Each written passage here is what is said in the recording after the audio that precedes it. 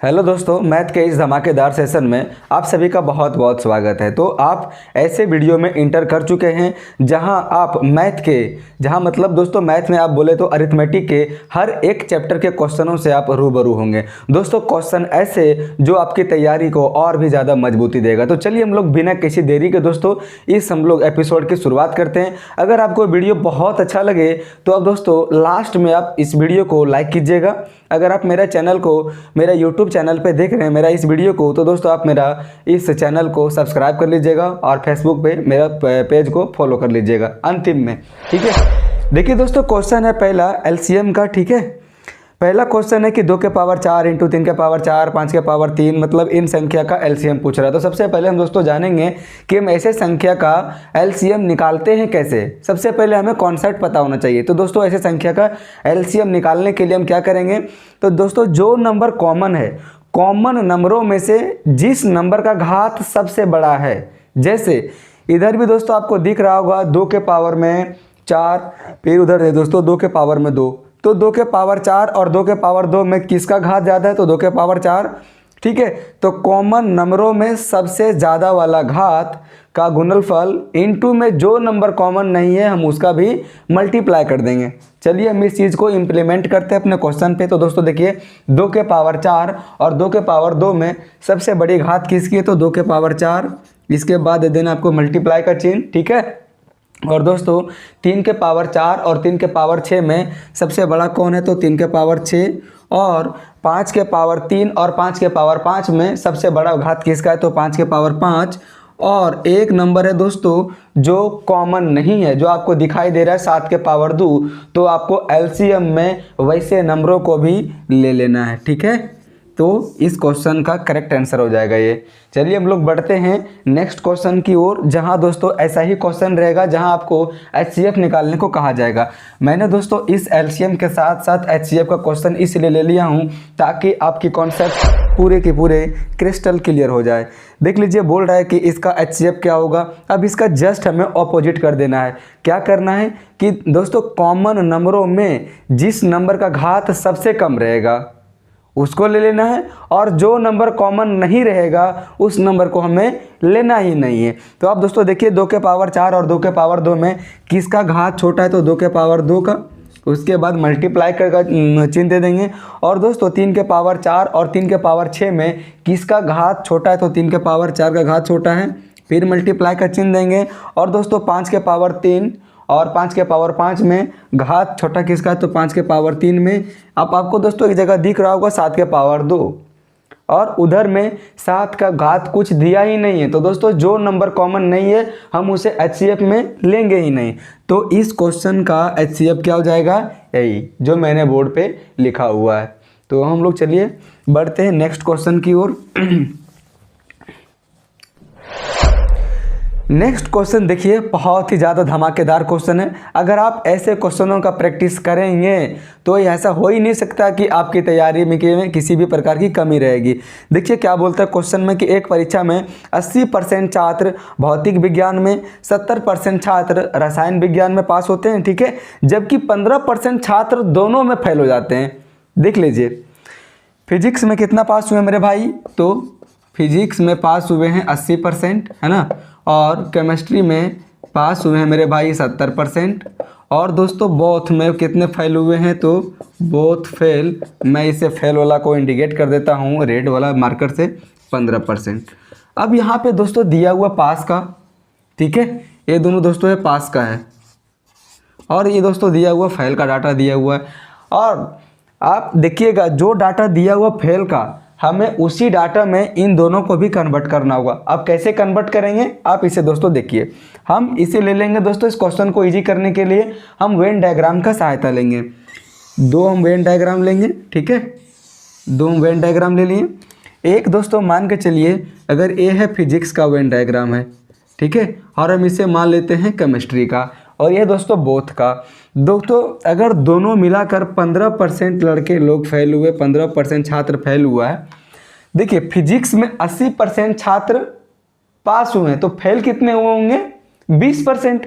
आप यहाँ पे दोस्तों देखिए फिजिक्स का बाउंड्री यहाँ तक है, इसमें दोस्तों 15% तो यहाँ आ गया है ना, तो 5% ऐसे हैं जो मतलब फिजिक्स में और ज़्यादा फेल हुए, तो दोस्तों इन दोनों को डाटा मिलाकर तो 20% हो गया फेल का डाटा, है ना। और आप यहाँ पे दोस्तों देखिएगा कि केमिस्ट्री में कुल 70% छात्र पास हुए हैं, जबकि यहाँ पे फेल कितने हुए होंगे, 30% फेल हुए होंगे। 30% में 15% तो यहाँ आ गया, कितना बच गया, 15%। अब हम दोस्तों देखेंगे कि कुल मिलाकर कितने छात्र फेल हुए हैं, तो 15 15 30 और 5 35% छात्र फेल हो चुके हैं।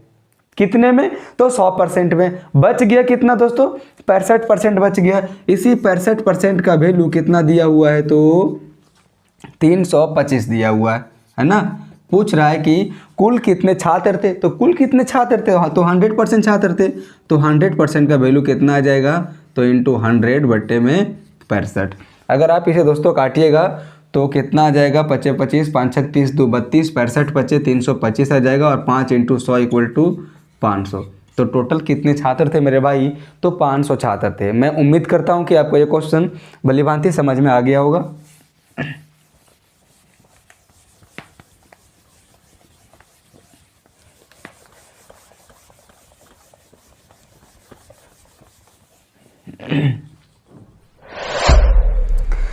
दोस्तों देखिए, यह है प्रॉफिट एंड लॉस का क्वेश्चन। अगर आप ऐसे क्वेश्चनों का दोस्तों सॉल्यूशन कर लेंगे तो हो ही नहीं सकता कि आपका स्कोर कम हो। मैं बार बार इस चीज़ को मैं बोल रहा हूँ। देखिए बोल रहा है कि एक पेन को 144 रुपये में बेचने पर अनुराग को क्रय मूल्य पर 1/7 की हानि होती है।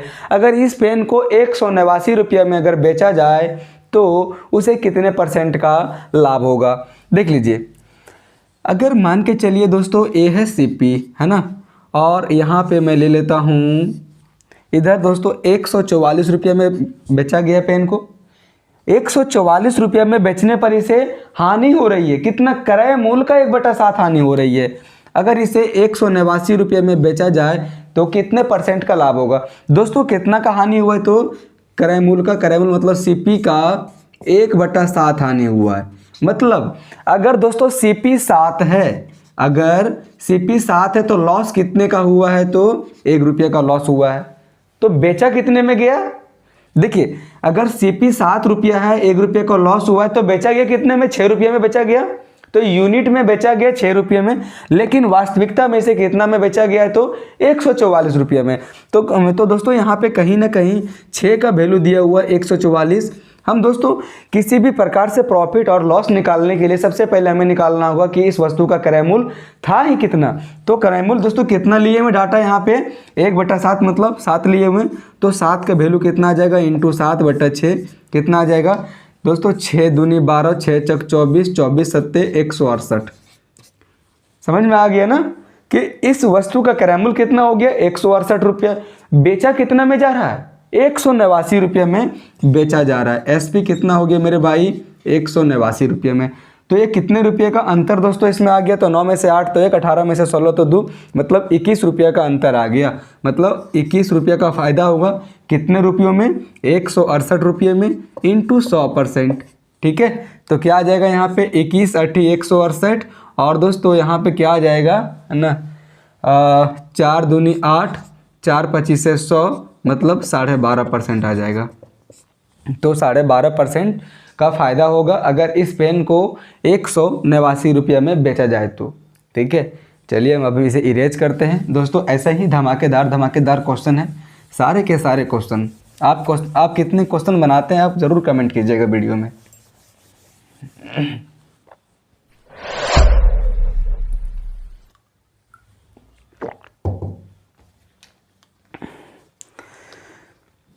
दोस्तों नेक्स्ट क्वेश्चन है कि एक वस्तु को 12% लाभ पर बेचा गया, यदि इसे 33 रुपया अधिक में बेचा जाता तो इसे 14% का लाभ होता है। मान लेते हैं कि वस्तु का दाम कितना है, CP दोस्तों अगर मान लेते हैं कि 100 रुपया है, ठीक है, इसे 12% का लाभ होता है, मतलब इस वस्तु को कितने में बेचा जाता, 112 रुपये में बेचा जाता। 33 रुपये का अधिक लाभ होता अगर इस वस्तु को 14% के लाभ पे बेचा जाता। मतलब 33 दोस्तों यहाँ पे इस सामान को कितना में बेचा गया, 112 रुपये में। 33 रुपये का अधिक लाभ होता अगर इस वस्तु को 14% यानी 114 रुपये में बेचा जाता। तो दोस्तों परसेंट में डिफरेंट कितना का आ रहा है, तो 12% और 14% के बीच में 2% का डिफरेंट आ रहा है। वही 2% के कारण पूरे के पूरे 33 रुपये का डिफरेंट आ रहा है। तो कहीं ना कहीं 2% का वैल्यू कितना दिया हुआ है, 33%, तो एक का वैल्यू कितना आ जाएगा, 16.5। तो पूछ रहा है कि इस वस्तु का क्रय मूल्य कितना था, है ना। तो क्रय मूल्य कितना होगा, 100। तो 100 का वैल्यू कितना आ जाएगा, इंटू अब 100 कर दीजिएगा तो 1650 रुपये। चलिए, एक क्वेश्चन दोस्तों काफ़ी ज़्यादा इजी था। हम लोग बढ़ते हैं नेक्स्ट क्वेश्चन की ओर।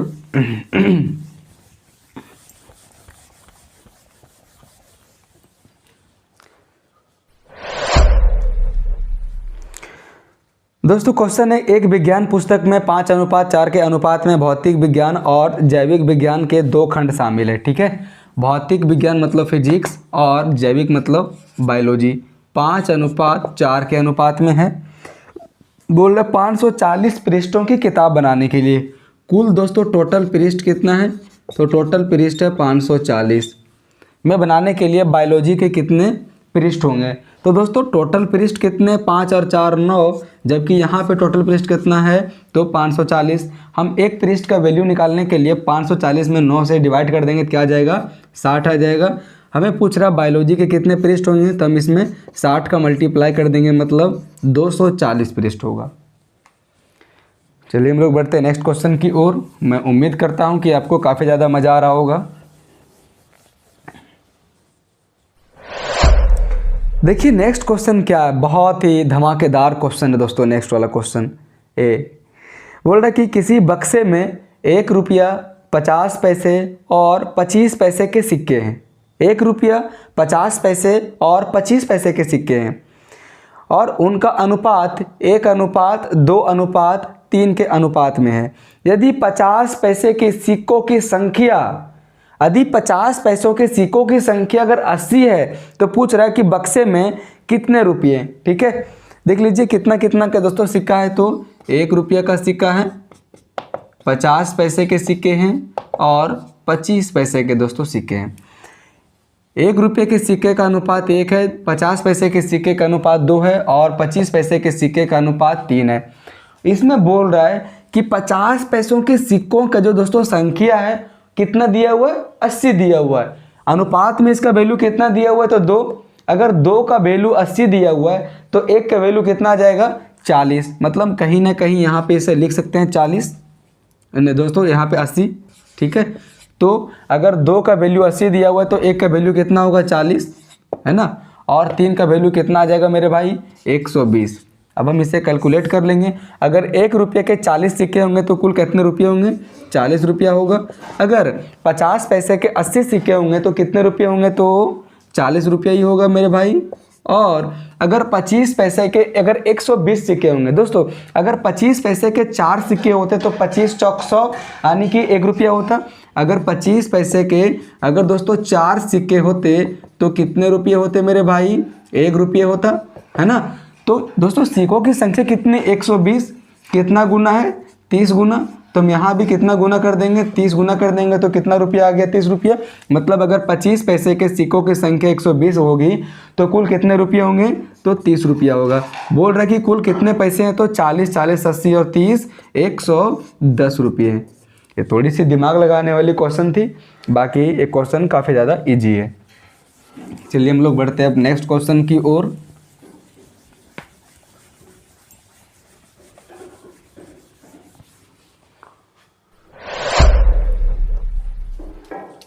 दोस्तों नेक्स्ट क्वेश्चन है, एक निश्चित धनराशि को 3 मित्रों राजीव, केवल और अमित के बीच में। राजीव, केवल, कौन कौन है मेरे भाई, राजीव, केवल और एक और कौन है, अमित। अमित के बीच में 2:3:7 के अनुपात में बांटा जाता है। इसमें बोल रहा है दोस्तों कि जो केवल और अमित को मिलने वाली धनराशि का अंतर है वो मेरे भाई 15 रुपया का है। कितना है, 15 रुपये का। दोस्तों रेशियो में कितना का अंतर दिया हुआ है, तो 4 का दिया हुआ है ना।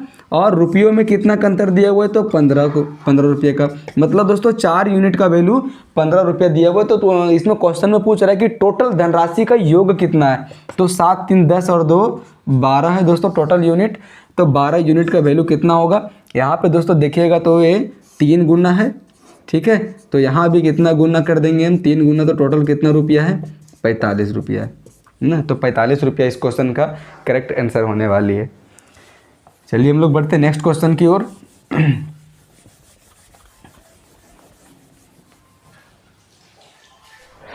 दोस्तों नेक्स्ट क्वेश्चन देखिए, क्वेश्चन कितना ज़्यादा कॉम्प्लिकेटेड आपको लग रहा होगा, क्वेश्चन कितना ज़्यादा लंबा है, लेकिन देखिए कितना ज़्यादा मतलब वाहियात बातें को सिर्फ लिख दिया है।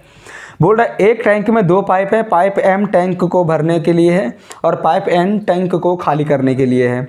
यदि पाइप एम टैंक को पूरी तरह से भरने के लिए 45 घंटे का समय लेता है और पाइप एन जो टंकी को खाली करता है उसे दोस्तों खाली करने के लिए 90 घंटा का समय लग रहा है। एम है कितने घंटा का समय ले रहा है, तो 45 घंटे का, मैं यहाँ पे प्लस लिख दे रहा हूँ क्योंकि ये टंकी में पानी भर रहा है। और एक दोस्तों टैंक एन जो टैंक को खाली करने के लिए टोटल 90 घंटे का समय ले रहा है, ठीक है। यहाँ पे दे रहा हूँ माइनस का चिन्ह।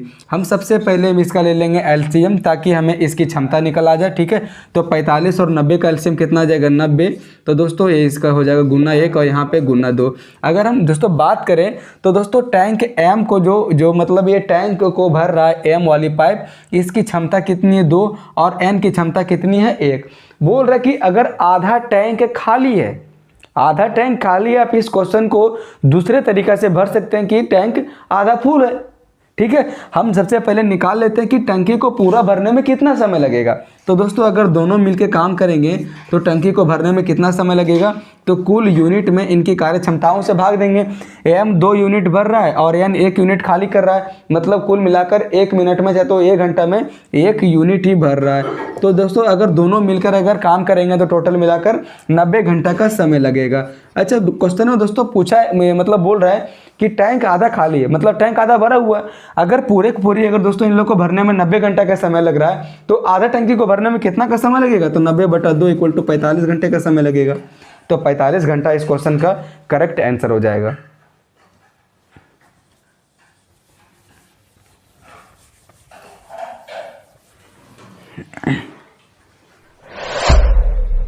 देखिए अब हम लोग बढ़ चुके हैं अगले क्वेश्चन की ओर। अगला क्वेश्चन है दोस्तों सिंपल इंटरेस्ट का क्वेश्चन है। अक्षय 2 वर्षों के लिए 6% साधारण वार्षिक ब्याज की दर पर 3000 रुपये का उधार लेता है और समान राशि को 2 साल के लिए 9% वार्षिक साधारण ब्याज की दर पर अपने दोस्त को उधार देता है।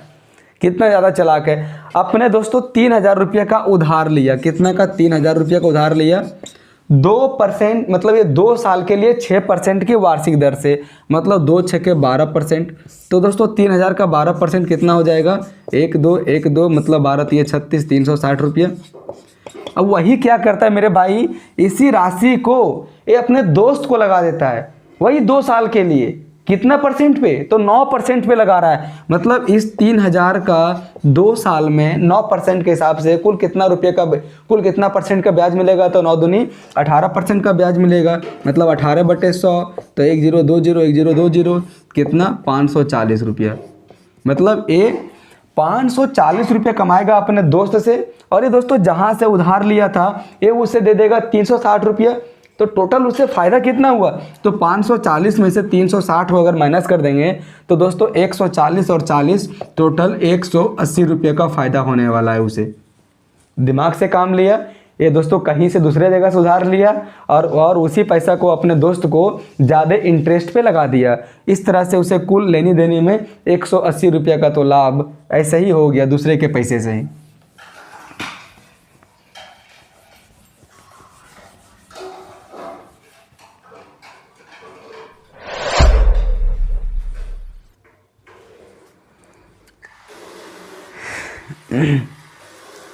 दोस्तों नेक्स्ट क्वेश्चन है, देखिए बहुत ही ज़्यादा धमाकेदार क्वेश्चन है। मैं इस क्वेश्चन को छोड़ता हूँ आपके सॉल्यूशन के लिए। आप इस क्वेश्चन को कैसे सॉल्यूशन करते हैं और इसका आंसर कितना आता है, मैं दोस्तों 99% मुझे उम्मीद है कि आप इस क्वेश्चन को गलत कर ले जाएंगे। एक क्वेश्चन सॉल्यूशन होगा ही नहीं। मैं बता देता हूँ, इस क्वेश्चन का आंसर होगा 430 रुपये और 50 पैसे होगा इस क्वेश्चन का आंसर। अब कैसे होगा इस क्वेश्चन को आप बनाइए, ठीक है। मैं इस क्वेश्चन को छोड़ दे रहा हूँ आपके लिए और हम लोग बढ़ते हैं आज का अंतिम क्वेश्चन की ओर। दोस्तों अंतिम क्वेश्चन है कि एक लड़के की आयु उसके पिता की आयु से 24 वर्ष कम है। हम ऐसा ही दोस्तों इस क्वेश्चन को बोल सकते हैं कि एक लड़के की आयु अपने पिता की आयु से, मतलब एक फादर की आयु एक अपने लड़के की आयु से 24 वर्ष अधिक है। अगर लड़के की आयु अगर x वर्ष है तो इसके पिता की आयु कितने वर्ष होगा? तो x + 24 वर्ष होगा, है ना, x + 24 वर्ष होगा। हम इस बात को ऐसा भी बोल सकते हैं कि लड़के की आयु अपने पिता की आयु से 24 वर्ष कम है। इस बात को हम ऐसे भी बोल सकते हैं कि पिता की आयु लड़के की आयु से 24 वर्ष अधिक है। बात तो सेम ही है ना। बोल रहे कि 2 वर्ष के बाद पिता की आयु, चाहे तो दोस्तों इसमें क्या बोल रहा है कि 2 वर्ष में उसकी आयु उसके पिता की आयु की आधी हो जाएगी। क्वेश्चन क्या बोल रहा है कि 2 वर्ष के बाद, मतलब 2 वर्ष के बाद हम इसमें जोड़ देंगे 2, इसमें जोड़ देंगे 2, पिता जो इसकी आयु है पिता की आयु की आधी हो जाएगी। अगर मतलब इसका अनुपात 1 है तो इसका अनुपात कितना रह जाएगा? 2। हम इस क्वेश्चन को दोस्तों में ऐसे लिख सकते हैं कि 2 + x बट्टे में x + 24 + 2 = में 1/2। ये दोस्तों लड़के की रेशियो और ये है उसके पिता की रेशियो। हम इसे सॉल्यूशन कर ले जाएंगे। 2 दूनी 4 + 2x, तो 4 + 2x = x + 26 हो जाएगा, है ना। अब दोस्तों यहाँ पे देखेंगे तो 2x इधर है, इस x को यहाँ पे लाएंगे तो क्या बचेगा? x, और 26 में से 4 तो कितना बचेगा? 22। हमें x का वैल्यू निकाल के जो समझ में आ गया। हम x किसे माने थे? तो लड़के की आयु माने थे, है ना। पूछ रहा है कि इसके पिता की आयु कितनी है, तो इसके पिता की आयु कितनी मेरे भाई? तो x + 24 वर्ष है।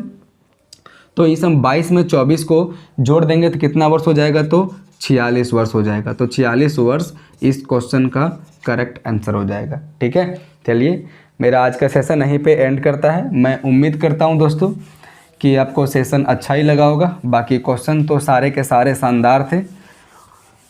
तो दोस्तों अगर आपको वीडियो अच्छा लगा होगा तो वीडियो को लाइक कर लीजिएगा। चैनल मेरा फेसबुक पे देख रहे हैं वीडियो को तो पेज को फॉलो कर लीजिएगा, और चैनल को दोस्तों सब्सक्राइब करने के लिए नहीं भूलिएगा। और किसी भी प्रकार की सरकारी एग्ज़ाम से संबंधित अपडेट आती है तो मैं उस अपडेट को जल्द से जल्द मैं देने का मैं प्रयास करता हूं। आफ्टर अ लॉन्ग रिसर्च मैं किसी भी प्रकार की भ्रामक वीडियो में बिल्कुल भी नहीं बनाता हूं। तो चलिए इस वीडियो को हम लोग यहीं पे एंड करते हैं। Thank you.